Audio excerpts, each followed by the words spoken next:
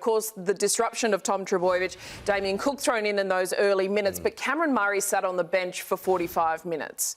What was the strategy, do you think, the Blues were aiming for I'm there? not sure, Von. I could only think that, you know, the Cameron Murray situation was the fact that they brought Damien Cook on and that disrupted their actual rotation plan. That's why Cameron didn't come in till the second half. That's the only thing I can think of, because he's such an elite player and you could see the difference when he came on. The other, you know, Jake raises a good point, because previously we've seen Cameron Murray come on at centre and do a tremendous job. So, yeah, it'd be interesting to see what Brad said there. It was definitely difficult for Damien Cook out in that position, and Reece Walsh loves to attack down that right-hand side of the field, and that's why they put Stephen Crichton there, because he's one of the elite defenders in the competition. And, yeah, it proved tough for Cookie, you know, and you got a feel for it. I mean, I'm not sure he's even probably been in that position before at NRL level. But, you know, that mindset of doing whatever it takes, I thought he tried his guts out. He did everything he could. With hindsight, it's pretty easy to say maybe should have, could have done this, but you've got to try and think what's the situation during that game. And imagine Cook's speed. It would be a factor in the ability to be able to maybe cover Walsh, cover Valentine home at different stages, but then Cam Murray's physicality is good as well too. Was either. Like the groin situation, you know, and with the threats that were coming down the edges, maybe that was a thought process too. What would you have done? Oh, that's irrelevant, Coops, what I would have done. You know, it's done now, so... What you done, Cos? Look, personally, I would have had Cam Murray on to start the game. Yep. Like, he's too good to sit on the bench for 45 minutes. If he's not one of the best players, if not the best lock in the game, you just can't have somebody like him on the bench for that period of time. My opinion's irrelevant. Yeah. But I thought he spent way too long on the sideline. Yeah, all our opinions are relevant, but I think Damien Cook was the right choice for that stage. Maybe later on you move the switch to get Cook back into the middle and then Cam Murray, but I thought the speed of Damien Cook was probably the thing that made Brad Fittler go with it, because Reece Walsh, Valentine Holmes moving around, it would have been a tough decision to make. And just like you predicted before the game kicked off, it was Cookie's speed and the way he carved through those tired defenders at the back end of the game, he scored the Blues' only try. So you needed him out there. It was just, he looked very targeted. We're talking a lot about Cook, and he absolutely, to back up what Mick spoke about there before, thrown into a position he hasn't played at all. He tried his absolute guts out. He did. Damien Cook's not the reason that New South Wales lost the game. Without doubt. He is not the reason they lost the game. Yeah, the reason they lost the game was inability to score points when they needed to. Right. That's it. But then we're just dissecting all the things that come off the back of that. And, yeah, I thought Payne Haas was terrific through the middle, but in terms of what, you know, New South Wales did, there was an answer for everything. Everything Payne Haas did, Lindsay Collins went back. Yeah. You know, there was just this desperation, commitment to... This game was on for long periods of time. The Queensland team just came up with that play that they needed to at a very crucial time, and then the floodgates opened with the points the way they were able to score. Can we talk about Lindsay Collins for a second? He just shows up. He has no business being in certain places and just delivers. Look, he absolutely snapped Luai here. The ball came free, and then a little bit later, he was snatching kicks out of the air and spoiling things. So what we see Lindsay Collins doing there, it's just... trusting your mate, turning up for your mate. Some of the, you know, so Val Holmes goes in really hard, misses Luai, comes off the left foot, runs straight into Lindsay Collins. That's what you call tying in from a defensive point of view. If you clock off for one moment, 1/2 a second there, Luai might poke through. You know, he's got incredible footwork. What's a little lip reading going on there? That is origin play from Lindsay Collins with a few expletives. But anyone who saw Billy play, he was one of the best in terms of flamboyance, flash, skill, speed. But that play just summed up his coaching style. He loves the fact that Lindsay Collins does this on Luai, forces an error, and then have a look at the maroon jerseys. They all get around Lindsay Collins and congratulate him. That's what Billy's banged on the glass about. So, he had a trap and scrap in the second half that, come up trumps as well. So, yeah, he came off the bench and had a huge impact on the game. And don't forget, in game one, he absolutely got over the top of Tedesco and helped set up that final try. So Lindsay Collins just seems to anticipate where he's needed and turns up, even though he really shouldn't be in that part. He keeps his legs moving, Von. And if you keep your legs moving and you put yourself in a position, there's an old cliche, the more you look for, the less you'll have to do. He might be finding himself a role in the back row of the centres. He's pretty nimble and moving around, coming up with plays like that. But, you know, his partner in crime, Patrick Carrigan, was terrific as well. They just had some guts, grit and determination in their defence, and that's what turned around the points. DCE was absolutely outstanding. You needed that from a captain tonight. He had Luai standing over the top of him. He stalked Crichton on that intercept to make sure that he was coming across in cover defence. He sliced through to help set up that second try. DCE had a very, very busy night. I thought it was exceptional from a captain's point of view. And you lead by example with your leadership. And you mentioned about Stephen Crichton, who was able to get the run away, and DCE just sort of did what he had to do, made the tackle, put his team in a position. Off the back of that, the very next set was there on the inside for a Pat Carrigan offload, and then they score. They're the moments that that we talk of so often, and people here it is here. I mean, he's at bottom of screen. 6 players, 6 Maroons just get in on the chase, makes the tackle, gets back into position. But the very next set, that play there, he's on the inside of Pat Carrigan, and off the back of this play, they score. Prime example, you do enough little plays, the big play will take care of itself. And I thought he was terrific. I think he had a long spell out of Origin, came back and played one of his better games for Queensland. And then tonight, that's in his top 3. I thought he was terrific in that first half. He had a great temperament in the way he controlled the game. He got involved. He was a threat. I thought he brought Reece Walsh and Cameron Munster in the game as well. So, full credit to him. I thought he was terrific. Cam Munster, another strong, stubborn, opportunistic performance from him. He just never quits, and usually the ball bounces the right way for him. Yeah, well, I mean, what you just mentioned there, never quitting. I mean, that was just sort of the Queensland, their ethos and what they were doing. I thought Munster had a really controlled, balanced game, but then there was opportunities where he had some beautiful moments, and put himself in the play. I thought early in the game, particularly the first opening 4 or 5 sets, he just had far too much time and space with ball in hand, and you just sort of got the feeling that he was going to have a night out.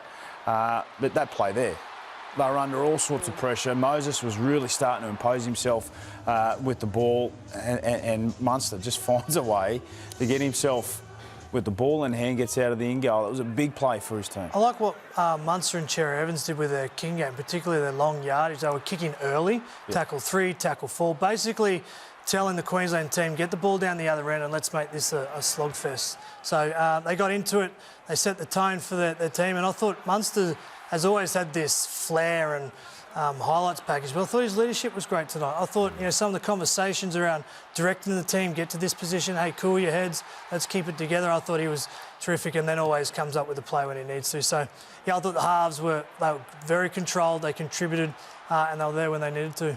Mick, what about Mitch Moses? This was a big arena for him to step into. I thought he was bold, he took his chances, he wasn't going to be bullied out of the game. How did you see it? I thought he was excellent, Von. I thought he had a really good first half. I thought his kicking game early was immaculate, and Cooper spoke about pre-game about what his role was, particularly settling into the contest, and that was simply to get his kicking game right, and I thought he did that. Look, I mean, it's probably a challenge for Mitch too, coming into this side that already had an attacking game plan set in stone from game 1.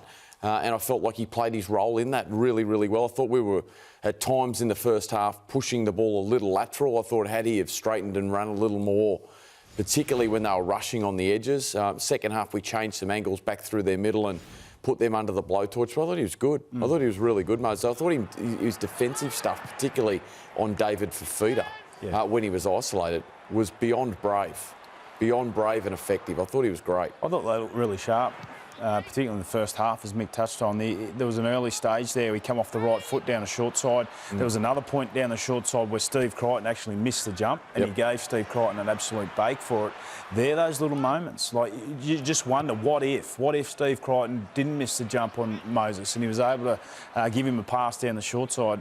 In his second Origin game, coming into Suncorp Stadium with the pressure that was on, I thought he played really well. Yeah, I agree. I thought his first start was pretty good, but then the question comes, New South Wales didn't score a point until the 58th minute. you got enough possession to come up with points. So there is something there. Nathan Cleary had the same struggles in game one. And he only had that one try too. So there's a couple of moments that they'll sit back and say this could have happened. There were a couple of shots down that left-hand side with Cook and another one that they just didn't come up with. But while he was solid, he was good.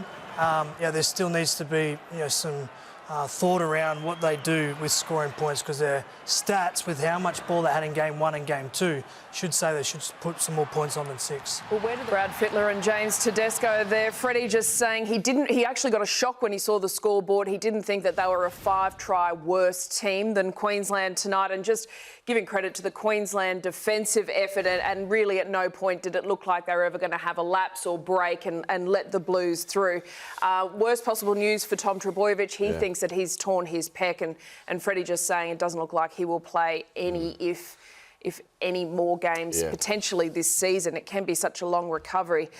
The challenge now is to come to Sydney and to prevent a series whitewash. Is that the motivation? And then he said, we'll worry about that, and then I'll sit down with New South Wales Rugby League and Dave Trodden and work out what his coaching future looks like. Yeah, look, I think Freddie handled that in a lot of ways the way that he probably only could have, because he's got to try and get the players up in 3 weeks' time. The last thing he needs to be doing is, calling players out and, driving a knife in when it already's stinging the players, And losing a series is a hollow feeling. And the players would be shattered in those change rooms. And, for Freddie, he's got to turn around in for 2-3 weeks' time, back at home, try and get them up to prevent a whitewash on home soil.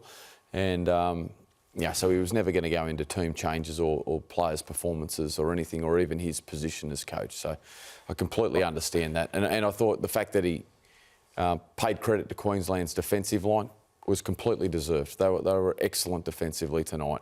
And I thought, when he kept using the word polish, I felt that, what he meant by that was the class on the end of their set pieces was very, very good. It was very good. So not much else you could probably say. Brad Fittler's now won 3 series and lost 3 series. Do you think that he stays on as coach?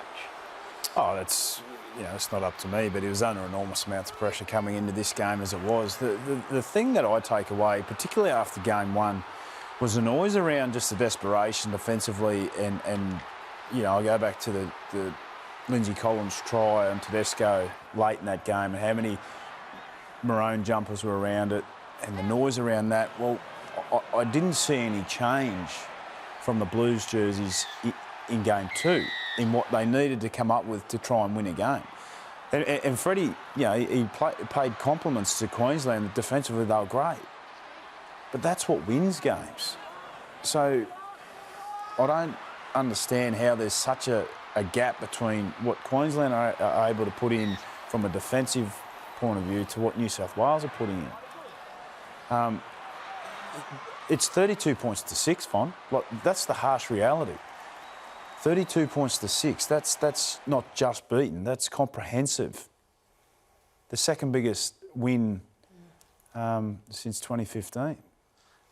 Yeah, it turned into a massive scoreline. The first 2 tries, you could make a case. They were controversial. I think everyone's on board with the second try, especially being that forward pass. But the reality is Queensland led 10-0 at the break, but then took the game on from there on in. So the opportunity... Their first set after half-time was terrific. Yeah. Harry Grant out of dummy half generated some momentum. Daly Cherry Evans come off his right foot, found a way halfway through the New South Wales defensive line, and then all of a sudden on the back of that they just went zing zing straight to Cameron Munster, who then moved the ball to that left hand side. Like they were highly energised and ready to attack that second half, and sent a fair message to some of their teammates and quickly inspired them. Their key players inspired them in that opening couple of minutes of the second half. They found that first try, that ignited the crowd back into action, and it was an uphill battle from there. Yeah, this is Origin. You've got 34 of the best players in the world, so, every centimetre, every millimetre, every play means something.